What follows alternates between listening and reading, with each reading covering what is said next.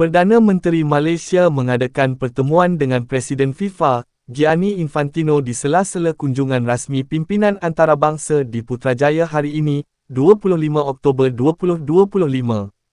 Perbincangan mereka tertumpu kepada usaha memperkukuh ekosistem bola sepak di Malaysia dan rantau ASEAN, termasuk melalui projek FIFA Arena yang bakal menjadi pemangkin kepada lahirnya lebih ramai bakat tempatan dan peningkatan prasarana bola sepak negara.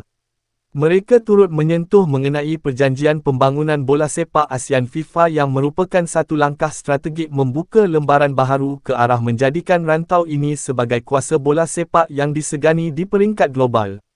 Malaysia akan terus memberi tumpuan kepada pembangunan bola sepak melalui peningkatan kemudahan, latihan berstruktur serta kerjasama strategik bersama FIFA sebagai langkah penting untuk melahirkan generasi baharu pemain berbakat, memperkukuh ekosistem sukan profesional dan mengangkat nama negara sebagai hub pembangunan bola sepak serantau.